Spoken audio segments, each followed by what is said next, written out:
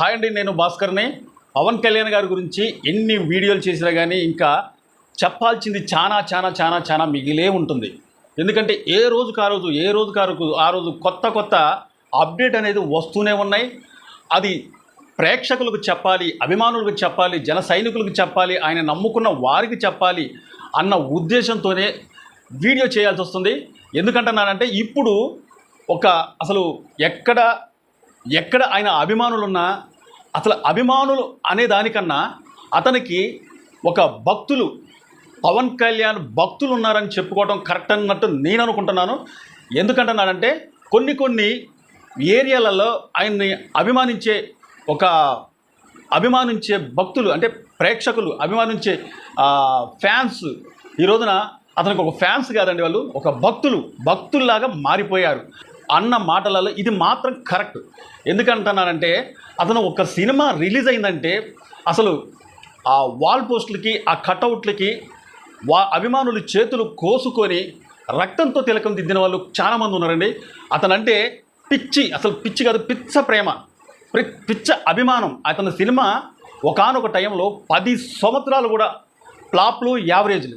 అతని సినిమా ఏ cinema release అయినా సరే అతను మొత్తం ఫ్లాపులు లేకపోతే యావరేజ్లతోనే దగ్గర 10 సంవత్సరాల దాకా కూడా యావరేజ్లతోనే అతని సినిమాలనే రిలీజ్ అయిన తర్వాత కలెక్షన్ అనేది ఏ నిర్మాతకు కూడా లాస్ రాకుండానే ఉండేదన్నమాట. ఎందుకంటే అతని ఫ్యాన్సే ఎక్కువ చూసేటోళ్ళు.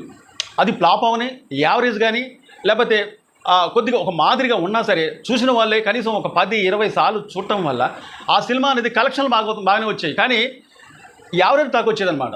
అంత అభిమానం అనేది ఉప్పొంగేదనమాట. మన చిరంజీవి ఫ్యాన్స్ అయినా, ఇటు పవన్ కళ్యాణ్ ఫ్యాన్స్, రామ్ చరణ్ ఫ్యాన్స్ అయినా, వీళ్ళందరూ ముగ్గురు కూడా ఒకటే.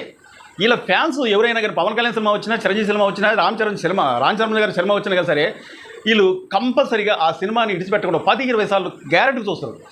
ఎందుకంటున్నానంటే అది మెగా ఫ్యామిలీలలో ఎవరి సినిమా రిలీజ్ అయినా కానీ వాళ్ళు కంపల్సరీగా అది కలెక్షన్లు సునామీ సృష్టిస్తుంది అనమాట. ఆయన 10 సంవత్సరాల్లో కూడా ఆయన సినిమాలు మొత్తం ఫ్లాప్ అయినా అథారిటీకి దారేది ఆ సినిమాతోని 100 కోట్ల కలెక్షన్ చేసేసింది. ఆ సినిమా 100 కోట్ల కలెక్షన్ చేసిన ఆ సినిమాని మళ్ళీ అక్కడి నుంచి వెనుతిరగకుండా సినిమాలు తీస్తూనే ఉండు. కానీ కొన్ని యావరేజ్లు పడ్డాయి, కొన్ని నెగటివ్ టాక్ తెచ్చుకున్నాయి, కొన్ని మాత్రం సూపర్ హిట్ అయినాయి. అది అతను ఫ్యాన్స్ అనేది, అతను తీసిన కొద్ది సినిమాలైనా సరే అతని ఫ్యాన్స్ అనేది అసలు విదేశాలలో అయితేనే, తెలుగు రాష్ట్రాలలో అయితేనే, వేరే రాష్ట్రంలో అయితేనే అతని ఫ్యాన్స్ అనేది విచ్చలవిడిగా ఏ భాషలో రిలీజ్ అయినా సరే విచ్చలవిడిగా చూస్తారు. మళ్ళీ అతని సినిమాలు ఏంటంటే ఎక్కువ గ్రాఫిక్స్ పెట్టుకోడు. కొంతమంది హీరోలు అంటే వేరే ఉద్దేశంతో కాలే కానీ ఎక్కువ గ్రాఫిక్స్తోనే సినిమాలు మొత్తం నడుపుతూ ఉంటాయి. ఎందుకంటే అతను గ్రాఫిక్స్ పెట్టుకోవాలంటే చాలా డబ్బుతో కూడిన పని అనమాట. కొన్ని 100 కోట్ల రూపాయలు అయిపోతాయి ఆ గ్రాఫిక్స్కి. కాబట్టి అంత డబ్బు పెట్టి నిర్మాతగా లాసు తెచ్చేదానికన్నా ఎక్కువ గ్రాఫిక్స్ లేకుండా ఏదో సందర్భం బట్టి కొద్దిగా అక్కడక్కడ కొద్దిగా గ్రాఫిక్స్తోనే ఉండదు, కానీ ఫుల్ గ్రాఫిక్స్ అయితే మాత్రం ఉండదు అతని సినిమాలు. సరే, అభిమానులు పవన్ కళ్యాణ్ అంటే అంత భక్తి పరవశంతో ఎందుకుంటారనేది ఉదాహరణకి ఒక 2-3 సంఘటనలు నేను చెప్తాను ఇప్పుడు. ఆ సంఘటనలు ఏంటంటే, ఈ మధ్యకాలంలో అతను అభిమానించే ఒక ఫ్యాన్ అతను పెళ్ళయింది. ఫస్ట్ ఒక కుమారుడు పుట్టింది, ఒక అబ్బాయి పుడితే ఆ అబ్బాయికి నామకరణం చేశారనమాట. పేరు పెట్టారు. అది ఏం పేరంటే పవన్ కళ్యాణ్ అనే పేరు అనేది ఆ అభిమాన కొడుక్కి, అంటే పవన్ కళ్యాణ్ అభిమాన కొడుక్కి ఆ పేరు అనేది నామకరణం చేసుకోండు. అంటే దాని అర్థం ఏంటంటే పవన్ కళ్యాణ్ సినిమా వస్తే ఒక ఏడాదికో లేకపోతే ఒక 8 నెలలు 9 నెలలకో సినిమా వస్తుంది. కానీ కొడుకు అనేవాడు ఇంట్లోనే ఉంటాడు. ఎప్పుడు చూసినా కానీ పవన్ కళ్యాణ్ వాళ్ళ అబ్బాయిని పిలవచ్చు అన్న ఉద్దేశంతోనే ఆ తండ్రి ఆ అబ్బాయికి ఒక పేరు పెట్టుకుంటాడు, పవన్ కళ్యాణ్ అనే పేరు. ఎంత అభిమానం! అంత అంటే ఇంట్లో కొంతమంది ఏం చేస్తారంటే ఇంట్లో ఒక ఫ్యాషన్గా ఉండే పేరు, లేకపోతే తాతల పేరు, లేకపోతే తండ్రుల పేరు ఒక అక్షరం కలిసి పెట్టుకునే వాళ్ళు మనం చూసాం. కానీ ఇక్కడ ఏంటంటే పవన్ కళ్యాణ్ అనే పేరు అంటే నా హీరో నా కొడుకు పేరు పెట్టుకోవాలని చెప్పి ఆ తండ్రి పెట్టుకుని చూశారండి. అది మాత్రం అసలు చెప్పలేనంత పవన్ కళ్యాణ్ ఇంత భక్తి పరవశంతో ఉన్న ఒక భక్తుడా అన్నట్టు కనిపించింది. ఇదే సంఘటన కాకుండా ఒక తండ్రి ఆ తండ్రి అమ్మాయికి పుష్పాలంకరణ వేడుక చేస్తారు కదండి. ఆ పుష్పాలంకరణ వేడుక చేసేటప్పుడు అతనికి వచ్చిన కొంత చదివింపులు చదివిస్తారు కదా. ఆ చదివింపులు అనేది, ఆ క్యూఆర్ కోడ్ అనేది ఒక బ్యానర్ మీద పెట్టి, బయట బ్యానర్ మీద పెట్టి, ఈ డబ్బులు నాకేం వద్దు, మీరు ఎంత చదివించినా సరే అవి నాకేం వద్దు, అది జనసేన పార్టీకి చెందాలి, మీరు ప్రతి ఒక్క రూపాయి ఎంత వేసినా సరే అది జనసేన పార్టీకే చెందాలని ఆ అభిమాని, ఆ అమ్మ వాళ్ళ అమ్మాయి పుష్పాలంకరణ వేడుక వచ్చిన ప్రతి ఒక్క పైసా కూడా పార్టీకి యువకుడికి పంపించిందనమాట. అంటే ఎంత అభిమానం! అంటే అతను కనీసం కొన్ని లక్షలు ఖర్చు పెట్టుకుని ఉంటాడు ఆ వేడుకకి.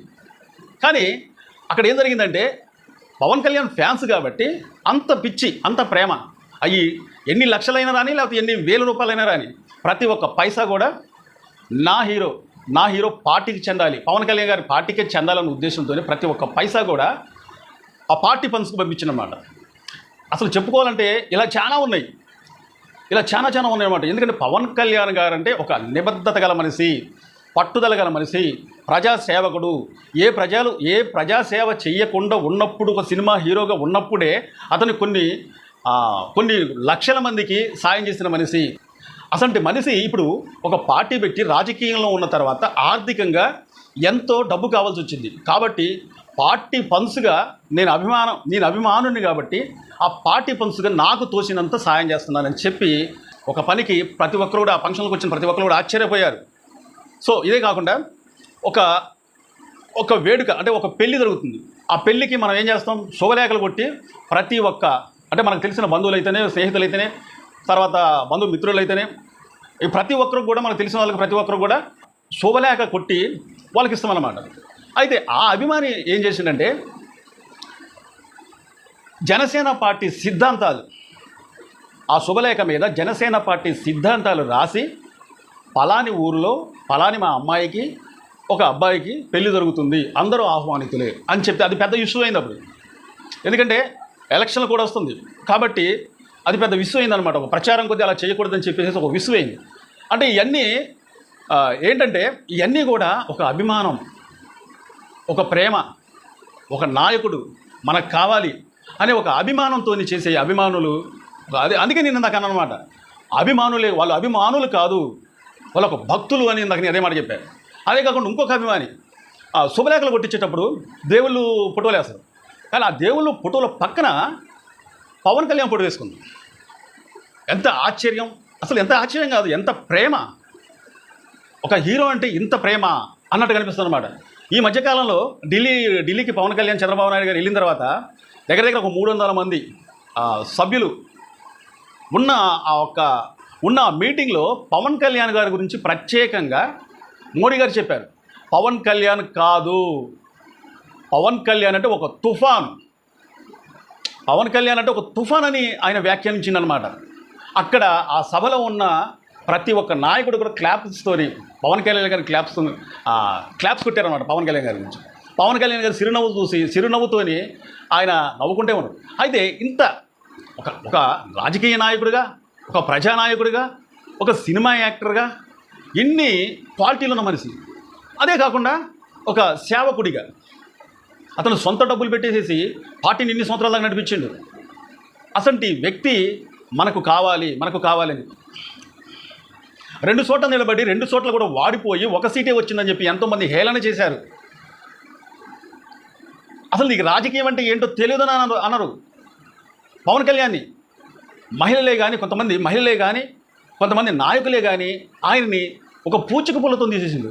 కానీ ఎక్కడ పడ్డామో అక్కడే లెగాలి, ఎక్కడ పారేసుకున్నామో అక్కడే ఎత్తుక్కోవాలి, ఎక్కడ నెగ్గాలో కాదు ఎక్కడ తగ్గాలని అన్నవాడే పవన్ కళ్యాణ్. అతను ఎక్కడ తగ్గాలో అక్కడే తగ్గుతుంది, ఎక్కడ నెగ్గాలో అక్కడే నెగ్గే వ్యక్తి అన్నమాట. పట్టుదలగల వ్యక్తి. ఎన్ని మాటలన్నా, ఎంత చెదిరించినా, ఎంత దూషించినా, ఎన్ని బూతులు అన్నా తీసుకోండు, వెయిట్ అండ్ సీ. నాకు అంటూ ఒక రోజు వస్తుంది, ఆ రోజు వచ్చిన తర్వాత నేను సమాధానం చెప్తా. ఏం సమాధానం? దాడి చేయటం కాదు, విజయంతో సమాధానం చెప్తానని చెప్పి ఆయన ఇన్ని సంవత్సరాలు, ఒక దశాబ్ద కాలం నుంచి తిట్లు పడి ఇంట్లో ఫ్యామిలీ వాళ్ళని అనిపించుకుంటూ ఈ రోజున ఆయన అంటే ఏంటో నిరూపించుకుంటూ 100% 100% జనసేన పార్టీ 21 ఎమ్మెల్యేలకు పోటీ చేసి 21 ఎమ్మెల్యేలకు గెలిచిందంటే, 2 ఎంపీ సీట్లకు పోటీ 2 ఎంపీ సీట్లు గెలిచిందంటే అది ఒక రికార్డు, దేశవ్యాప్తంగా అది ఒక రికార్డు. ఇప్పుడు పవన్ కళ్యాణ్ అతను అంటే ఏంటో నిరూపించుకోండు. అతనికి ఒకప్పుడు సినిమాలంటే అసలు ఏంటో తెలియదు. చిన్నప్పుడు తల్లిదండ్రులు చదువుకోమన్నా కానీ సరే చదువుకునేటోడు కాదు. కానీ ఆయన చదువుకున్న కొద్దో గొప్ప చదువుతోనే కొన్ని వేల పుస్తకాలు చదివిండు. దేశం అంటే ఏంటో తెలుసుకోండు, ప్రజలంటే ఏంటో తెలుసుకోండు, ఒక నాయకుడిగా ఉండాలనుకోండు. ఎంతోమంది మన దేశం గురించి ప్రాణాలు ఇచ్చిన దేశ నాయకుల గురించి చూసిండు, వాళ్ళ త్యాగాలను చూసిండు. కొన్ని వేల పుస్తకాలు చదివి ఇది ప్రపంచంలో వ్యక్తి అయినటువంటి ఇలాగుండాలని చెప్పి అతను మార్చుకొని ఈ రోజున ఒక పార్టీని నిర్మించి 100% టార్గెట్ పెట్టుకొని 21 ఎమ్మెల్యే సీట్లు 2 ఎంపీ సీట్లు గెలిచి ఇప్పుడు పవన్ కళ్యాణ్ అంటే ఏంటో నిరూపించుకోండు. సినిమాలంటే ఒకప్పుడు ఆయనకి ఇష్టం లేదు, సినిమాలకు రాకూడదు అనుకోండు. కానీ అనుకోని రీతిగా ఆయన సినిమా హీరో అయింది. ఒక డాన్స్ చేయడం కూడా సరిగా రాదు. కానీ పవన్ కళ్యాణ్ అతను వేసిన ఒక 4-5 స్టెప్పులు, లేకపోతే తలకాయ ఊపడం, లేకపోతే చేతులు ఇలా ఆడియటం, అదే ఫ్యాన్స్కి ఒక పెద్ద పండగ. కాబట్టి అసంటి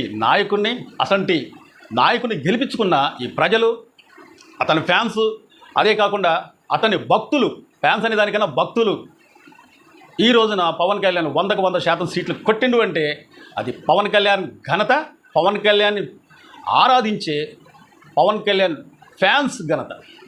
కాబట్టి ఇలాగే పవన్ కళ్యాణ్ని అభిమానిస్తూ ఆరాధిస్తూ పవన్ కళ్యాణ్ ఒక పెద్ద నాయకుడిగా చూడాలని చెప్పి ప్రతి ఒక్క ఆశ.